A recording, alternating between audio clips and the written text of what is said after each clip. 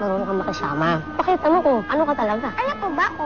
Bata na masayahin. Kapag nagpakatotoo ka, sigurado makakahanap ka ng mga totoong kaibigan. Please, pakitry lang naman. Maganda po siya, ma'am. Sige. Pag sinuot niyo na po yung dress, pakilugay yung hair. Babagay po sa damit. Ang ganda-ganda mo, Leona. Miss President. Colonel Tim, susuportahan kita sa feelings mo. Ililipat mo yung puntod ng lolo ni Princess kung saan nakalibing si Carlos at ang mama mo? Ang lawak ng Holy Name Cemetery. Maraming pwedeng paglipatan din si Lolo Tomas. At saka gusto ko rin nakasama na natin si Princess kapag pupunta tayo ng sementeryo. Ang kagroup ko po ay sina Chelsea at Stacy. Anong gagawin natin? Mamaya na lang tayo mag-meeting. Hindi pa kasi namin napag-iisipan. Look up, and pray lang talaga. Karen? Hi, Karen. I'm Valerie.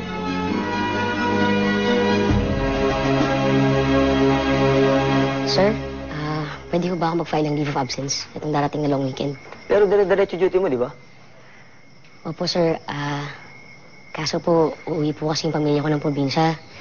Eh, matagal na akong hindi nakakadalo sa puntod ng kuya ko. Baka muna pa niya akong dalawin. Nakausap ko naman po siya si Liwanag. Sabi niya, willing naman po siya mag-cover ng shift ko. Kung may sasalo ng duty mo, sige. File your leave of absence, then tama sa office. Naku, sir, maraming salamat po. Boss Joey! May problema po ako. Ang laki-laki. Malaki? Gano'ng kalaki? Ganyan. Valerie, anong ginagawa mo dito? Sinundan kita. Sorry ha. Third wheel ako sa date nyo. Sobrang boring kasi sa bahay eh.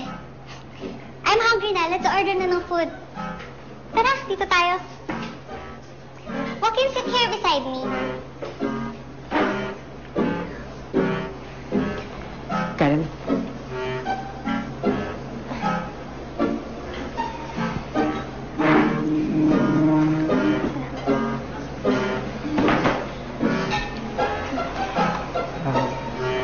This is for you.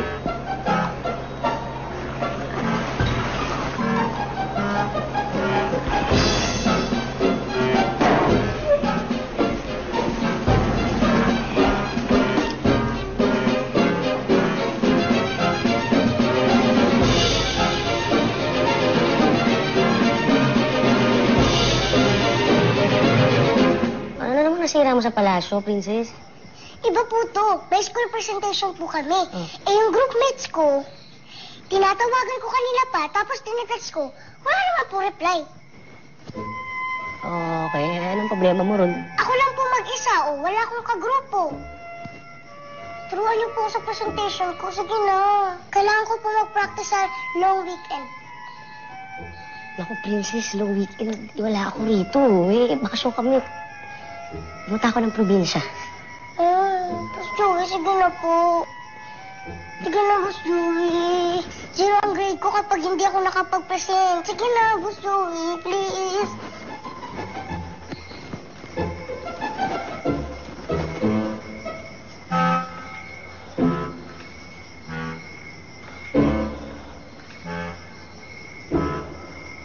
Joey?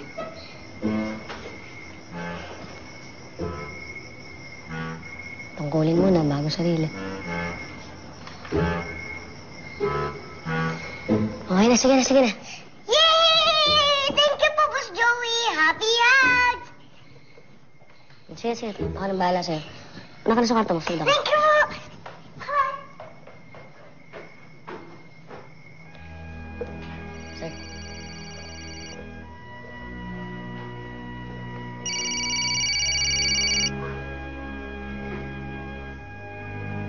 Hello? Tita Joey, nakabili na po kami ng kandila. Nag-order na rin po kami ng bulaklak para sa puntod ni Tito. Makmak, pakausap nga si Lola sandali. Pa-speakerphone mo na lang. Hello, La? Lola? Lola, ganito po magpapadala lang ko muna akong pera. Tapos, bili na po kayo ng ticket niyo sa bus. Oh, kasi po, na-extend po yung duty ko, Lola? Hello? Makmak? Ayaw ka po kausapin ni Lola eh. Presensya mo raw po ang importante. Okay.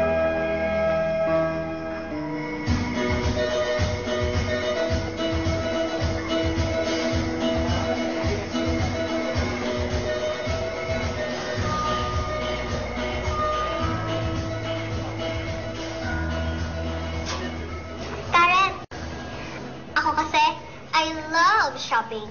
Super nakakatanggal ng stress. As in, super. Karen, gusto mo ba ng juice? Actually, masarap yung shake nila dito. Meron silang mango, watermelon, strawberry. Hindi na.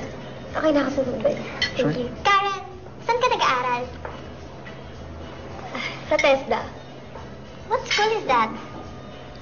Mga vocational courses yung tinuturo nila. So, anong course mo? Commercial cooking. Alam mo, Valerie, ang galing nga ni Karen eh. Kasi nag-aaral siya at nag-i-business silang dalawa ng tita niya at the same time. Kaya nagagamit niya kagad yung pinag-aaralan niya sa school. Oo. Nagtitinda ako ng pack lunch sa school, tapos nagde-deliver din ako ng mga pagkain sa paradahan ng tricycle. Tapos mga suki ko din. Ako mismo nagluluto. Tapos sa gabi nga, nagtitinda kami ni tita sa Baywalk. What? Tindera ka? The one I always see in the sidewalk kapag traffic? Joaquin, tindera tong friend mo?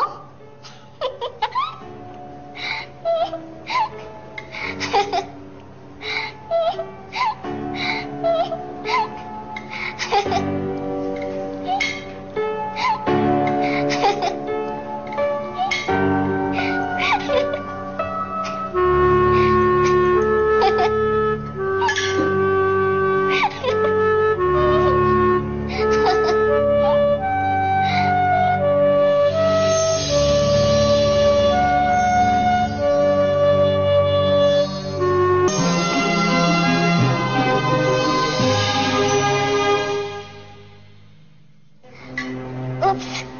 Sorry. Sobrang funny kasi eh.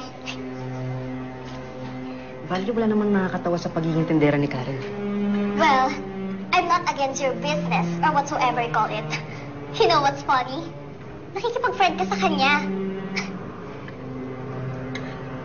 Valerie, mabait si Karen. Karen, alam ko na.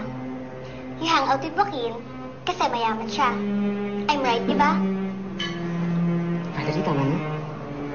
Gusto mong kasama si Joaquin para makalibre ka. Tulad ngayon, I don't think you can afford the food here. Ang sarap naman itong baked fish.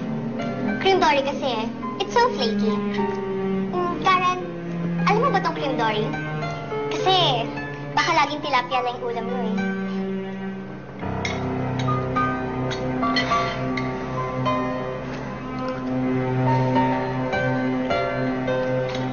Wala akong karapatan na maliitin ako.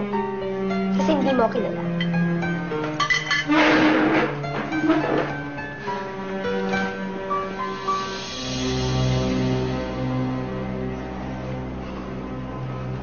Tsaka isa pa pala. Hindi cream dory yung in-order mo. Salmon yan. Next time, bago ka sumubo ng pagkain, alamin mo muna kung ano yung kinakain mo.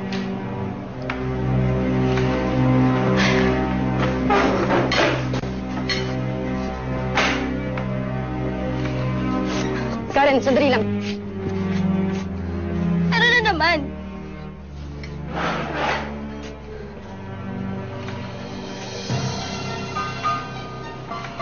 Niyaya mo ko sa isang date tapos may kasama ka pala? Sana sinabi mo sa akin para nagsama din ako ng kaibigan ko at hindi ako nagmukhang tanga sa harap ng kaibigan mo. Kaya nga, Karen, ako na yung humihingi ng sorry sa'yo. Alam mo, okay lang maliitin niya ako eh, sige. Pero sabihin niya sa akin na kinaibigan kita dahil sa pera mo. Sobra na, hindi na siya nakakatuwa. Karen, I'm sorry.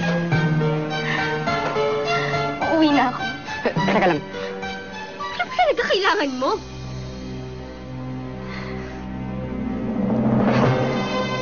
Hatid na kita pa uwi.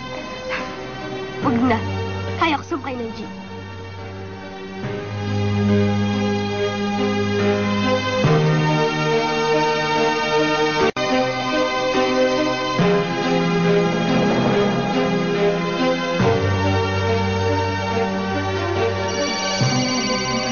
Sumagot siya. Ikaw na. Sige po. Hello, Lola. Tita Joey? Oh, ba't ka sumagot na sa si Lola? Ayaw niyo po kayong kausapin eh. Nagtatampo pa rin po. Nasaan na po ba kayo? Uuwi po ba kayo? Kasi yun nga eh, meron ako importanteng duty ngayon dito, hindi ako makaalis. Inisip ko, susunod na lang ako sa inyo dyan, okay? Pagtilik na lang ako ng kandila para kay kuya. Uwi na po kayo. Dalawan niyo naman po si Tito. Sige ka, baka si Tito ang dadalaw sa'yo. Ito naman, alam mo naman takot ako sa mga ganyan eh. Sige na ha, pakasabi kay Lola wag na magtampo, okay? O sige, una na kayo ha? Okay. Sige po. Okay, bye.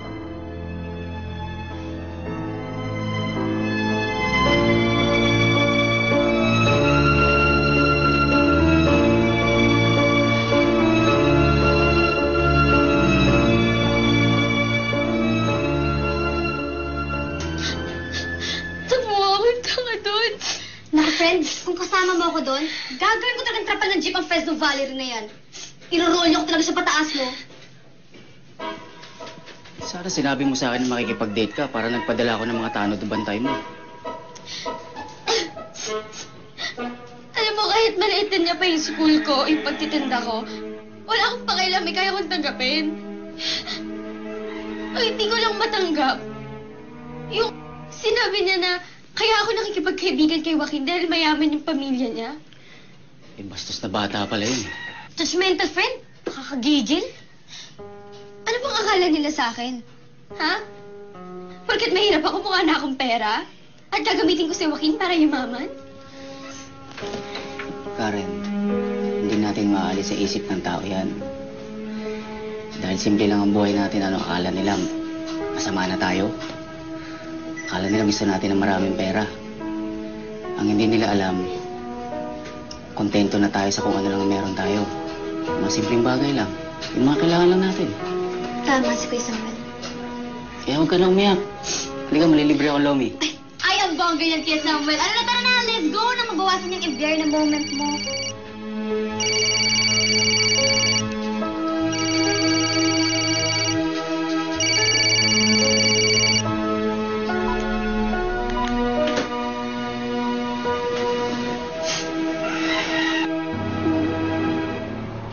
Yan po ang presentation namin para sa Bonifacio Day. Paano maipapakita ang kabayanihan? Ano pong gagawin ko? Dapat yan bonggang-bongga. Gagawa tayo ng video presentation. Tama. Tapos dapat may reenactment, may dramatization. Sagot ko ang production design. Of course, period kung period. Tapos, mag-hire tayo at kukuha tayo ng mga magagaling na theater actors na gaganap bilang Andres Bonifacio at mga katipuneros. Tapos dapat, dapat pag nagsasalita ka sa harapan ng klase, maganda ang ilaw, may special lights. Tapos may diva lights ka para may tago yung double chin mo, di ba? Ate George, hindi ko naman po gets yung mga sinabi niyo eh. Suggestion nga lang eh. Kaya nga tayo nagmi-meeting, di ba? Alam mo ba na si Andres Bonifacio ay galing din sa mahirap na pamilya? Talaga po? Nagtitinda siya nung tungkod at saka pamaypay nung kabataan niya para tulungan ng magulang at ang pamilya niya. Kung tutuusin, yung simpleng gawain na yun ni Andres Bonifacio, may tuturing na nakabayanihan eh. Pero ang mas malaking kabayanihan na ginawa niya ay nung nakita niyang naaapi ang kapwa niya mga Pilipino. Kung kaya't gumawa siya ng paraan para matulungan sila. Nag-aklas siya kasama ng kanyang mga kasamahan laban sa mga Kastila. May idea na po ako para sa presentation. Alam ko na po. Magpa-practice na po ako. Talaga? Opo. Very good. Pero bago yung performance, sama-sama muna tayong lahat pupunta ng sementeryo. Talaga po? Excited na. Nalipat ko na ang puntod ni Lolo Tomas malapit sa puntod ng papa ko. Wow! Hindi lang po sila magkasama sa heaven. At magkapit-bahay pa po sila sa sementeryo. Thank you po, Ate Leona. Happy hugs!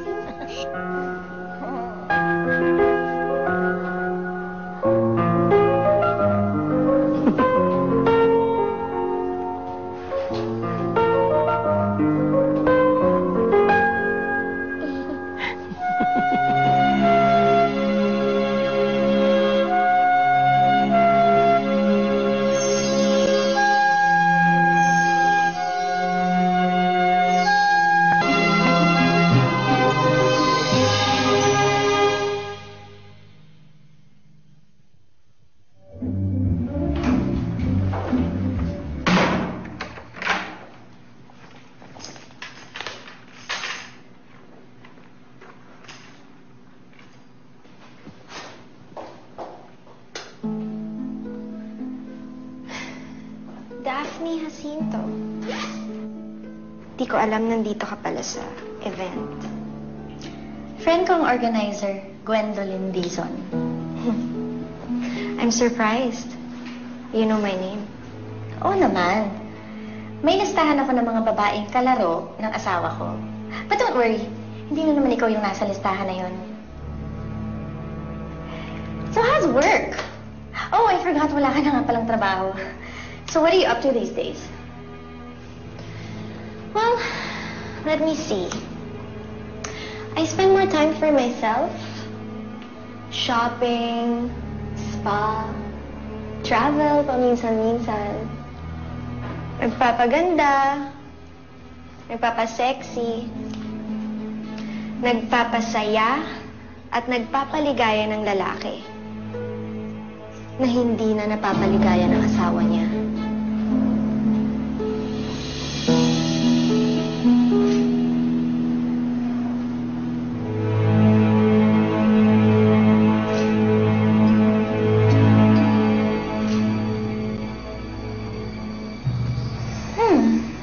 That's good news. Alam ko naman mahina si Rafael pagdating sa mga makakating babae. And I suppose you've mastered being that kind of a woman. Kaya ka na naging playmate ng asawa ko, di ba? By the way, did Rafael tell you na madali siyang magsawa? At pag nagsawa siya, it's going to be a cold, cold goodbye. Maswerte ka kung magpaalam siya sa'yo. Kaya kung ako sa'yo, sulitin mo na. So, tinatawagan ka pa ba ni Rafael? Gwen, I will not ask you to leave my husband alone because I'm certain Rafael will do that anyway.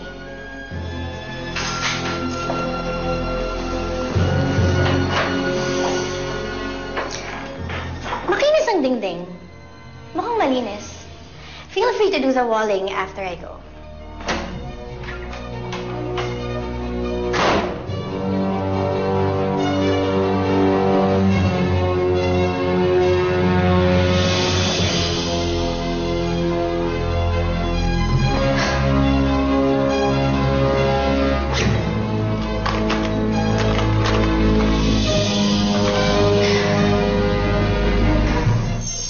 Kilala ko to si Karen ah. Ba't hindi mo siya... Lagyan mo ng music, tapos gawin mo kanta. Konting practice na lang. Basta, Princess, tatandaan mo, ha? Kailangan, bawat salita na lalabas sa bibig mo, manggagaling sa puso. Hindi ka video okay ba?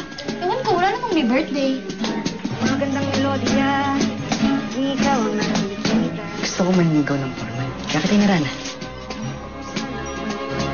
At dahil hindi nakapag-practice si Chelsea at Stacy kasama si Princess, magkakaroon tayo ng solo presentation. Ate Jesus, kaya po natin to. Gagalingin ko para kay Lolo at kay Ate Leona.